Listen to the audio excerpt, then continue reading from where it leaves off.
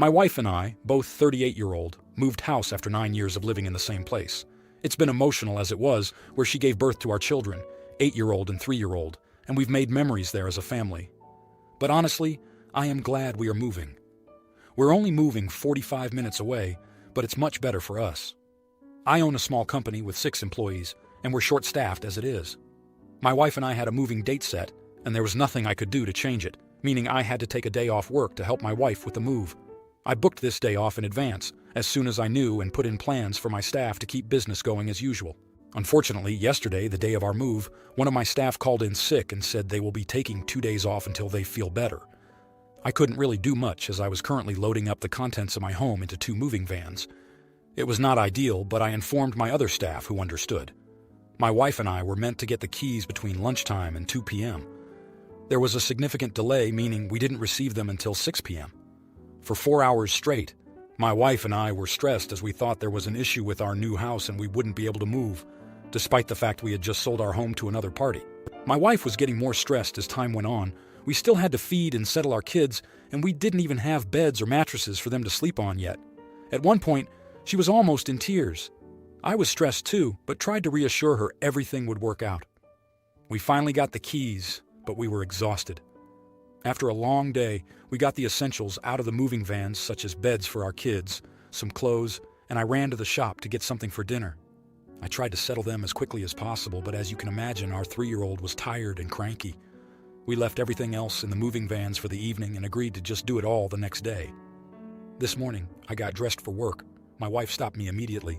She told me I am selfish for going to work today, as the vans have to be returned by a certain time, and there's no way she could move everything in just a few hours.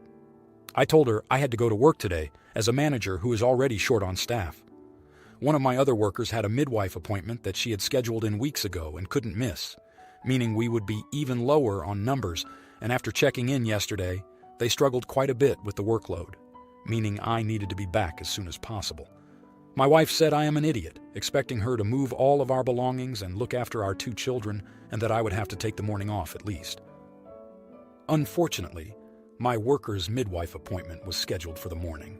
I went to work anyway. I told my wife I will be home around lunchtime to help, but she texted me saying she will have finished it all by this point, so don't bother. Am I the idiot? Now, here are the comments. Comment 1. You're the idiot. Oof.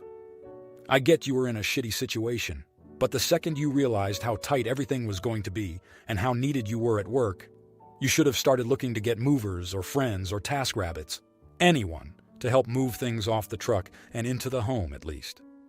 Moving everything herself with 2 small children, good heavens.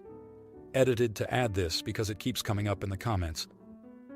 Wife DID managed to get help over and got it all done herself while caring for the children. She didn't know he'd planned to go to work in the morning, NGT. We left everything else in the moving vans for the evening, and agreed,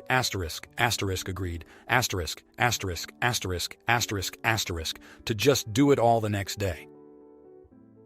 We, at least I, are judging for OP going into the work in the morning after agreeing to do the unpacking the next day the night before, leaving it all in the wife's hands and not considering getting her help in any way before leaving. Comment 2. You're the idiot. You had 2 vans of stuff to move and planned to do it all yourselves in 2 days? Closings always have hiccups and can have delays. You needed to plan better. Either plan for additional days or have movers. I read your comments about how it was unintentional that everything fell on your wife, and that you didn't need movers until everything fell apart.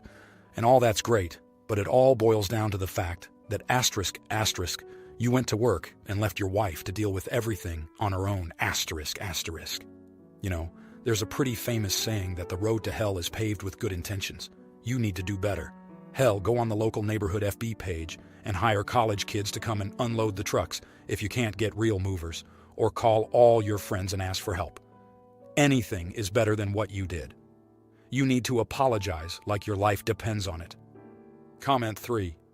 People like you piss me off. You came to Reddit to get our opinion, and the overwhelming majority finds you're the idiot.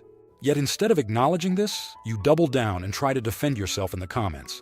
I see from your replies that the only person you deemed was a fair assessment was from someone that claimed you weren't the AH. Either get off your high horse or get off this subreddit. Now, for the next story. Sister, 22 years old, and I, 26 years old, lost our mom 20 years ago. Mom had a lot of jewelry, and she had it in her will that we would each get specific pieces of it. Dad remarried a year later to Jane. My sister considers Jane her mom and Jane's daughter, Nora, 23 years old, her sister. Due to her feeling like they were just mom and sister and not step, my sister has given away all the jewelry she got from Mom to Jane and Nora. I always refused to let them borrow pieces from me. Jane always rubbed me the wrong way because she said my mom was not my sister's mom anymore, and she was basically a stand-in until her real mom, her, Jane, could come into my sister's life. She said it was disgusting that I would think it a bad thing for my sister to share pretty jewelry with no real meaning with her family. She said I was the one who was rejecting a mom and sister. My sister has nothing left from what Mom left her. When she was graduating high school, she was upset about not having anything to wear, or so it appeared, and she asked if she could borrow a bracelet. Mom left me. I was like, sure, just give it back after. But my sister gave it to Jane after, and it took months for me to get it back. I told Jane I would escalate the situation if I didn't. Everyone, meaning Dad, my sister, Jane, and Nora, thought I was shitty for that. Now the necklace has become an issue. It was Mom's favorite piece of jewelry, and I have always worn it. I wore it on my wedding day. My sister is aware that it was Mom's favorite, and she has seen photos of her wearing it. She wanted to borrow it to wear on her wedding day. I was like, no frickin' way. I told her I had made it clear after the graduation incident that she was never borrowing another piece off me again. And I told her that if she wants something of Mom's to wear, she should take back the stuff she gave away. My sister lost it with me and started yelling that I have always held it against her, that she didn't hold Mom on a pedestal and reject everyone who came into our lives after. She said I had no right to throw that stuff in her face. I didn't. And that she should be allowed to wear something of Mom's to her wedding, just like I did when I got married. She broke down and told me I was selfish and awful, and I took pleasure in doing this to her, and I sucked and had ruined her wedding. Am I the idiot? Now, here are the comments. Comment 1. Your sister was 2 years old. She had fewer memories of your mom. Jane is the real idiot for brainwashing a small child with such nastiness as a stand-in mom until the real mother comes along. I pity your sister for being taken advantage of, but you are correct to deny her use of it. It will never return to you. Jane has probably sold all the other pieces and guilted your sister that was what she needed to do to be a good mother. But the reason she attacked you is that she is confident of your love. If she were to blame the person really responsible, her mom, then the fear of hurt, condemnation, and rejection is too great. She knows, at some level, that isn't genuine love, it's conditional. Maybe as a child, Jane guilted her into thinking she, as a child, had to win Jane's love with gifts. Asking for those gifts back means that she loses her mother figure now. Take pics of your jewelry. Insure it if it is valuable. Install a good safe lock where you secure it when not wearing it. Jane might convince her to try to steal it to keep her mom happy. Comment 2. Not the idiot, it's your jewelry.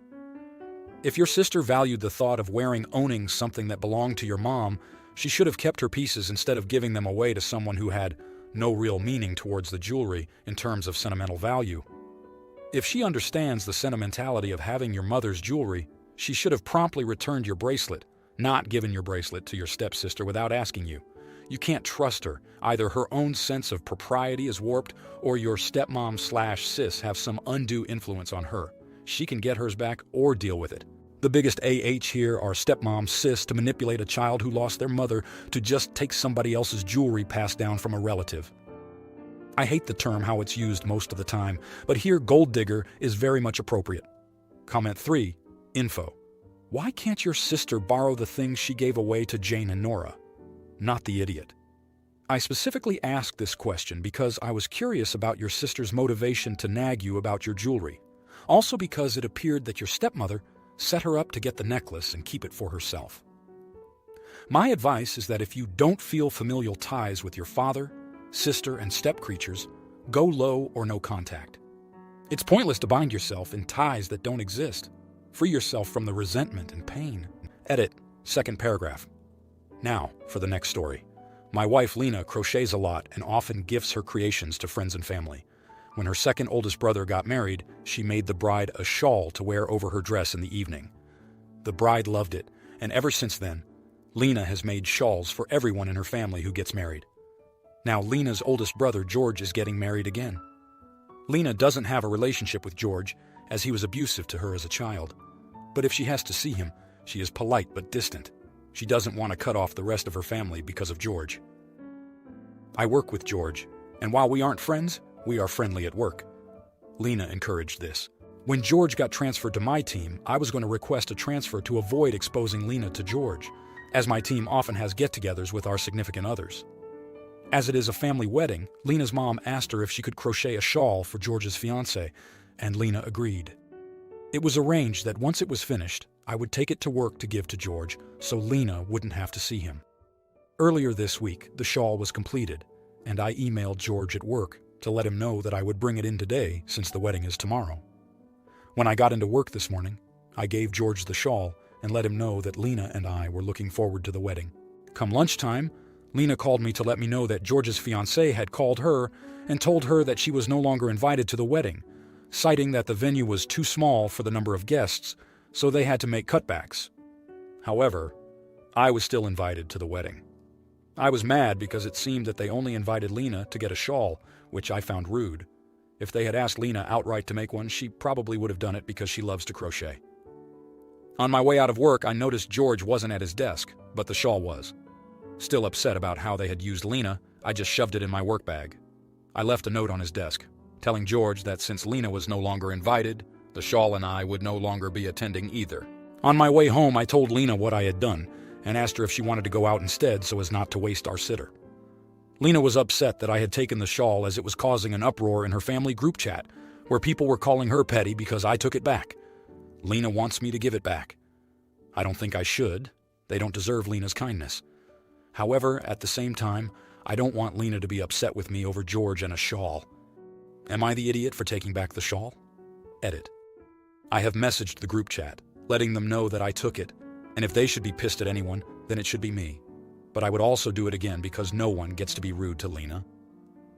Now, for the next story. Pretty much the title. I, a 45-year-old female, and my pregnant daughter, a 23-year-old female, were discussing the upcoming baby. She asked me how hard breastfeeding was, and I told her I never did. She asked why, and I told her the only two people I knew who breastfed complained about it constantly, and it didn't seem worth the hassle, especially since her dad left me and I had to go back to work 7 weeks after she was born, and I only got an extra week because week 6 was Christmas week. She was upset and accused me of hiding this from her. I said it never came up. So she's all mad and has a call into her doctor to see if she is at a disadvantage because of this, and I should have disclosed the facts before she got pregnant, so she knew she was malnourished. She was never malnourished. She hit all her landmarks in infancy, was very healthy. I think she is being ridiculous, and she thinks I'm a total idiot. Am I the idiot? Now, here are the comments. Comment 1. Not the idiot. I think in modern culture there's an obsession with breastfeeding which is really unhealthy. The whole breast is best thing has made people a bit kooky. The truth is that fed is best. Your daughter, since she's pregnant, must be reading about the benefits of breastfeeding and is now feeling bad, probably driven a bit by pregnancy hormones as well. A lot of mom guilt can accumulate when you read all these blogs and books and whatnot. But you're not the idiot. If she hit all her milestones, then she's not unhealthy. She just needs to chill, though probably don't say that to her. From a new mom who struggled with breastfeeding and eventually figured it out. Comment 2. Not the idiot. My guess, your daughter has been talking about how superior breastfeeding is and how much she thrived under it to her circle of friends. I'd guess she probably also judged one or more other moms for not doing it. Now that she knows the truth, she's upset because she built her self-image around it. She probably accused other people of malnourishing their kids with formula. It's a whole thing. People do for some bizarre, self-important reason. Asterisk edit. Can't believe I have to say this, but the thing here is referencing being a jerk to other parents. Not the act of breastfeeding. Comment 3. Not the idiot. And good Lord, she needs to grow up or get over herself or something. How insufferable. Many babies weren't breastfed and they turned out just fine. I wonder what she would think if she realized there is a whole generation of babies fed carnation milk out of a can lol. Is she also the type who says that her baby will never eat a French fry? Or a goldfish cracker because they are unhealthy? Wait a few years and she might get knocked down a peg or two by her own experience.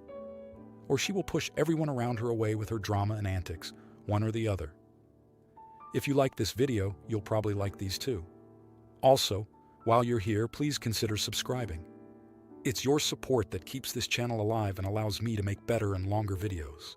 Have a great day!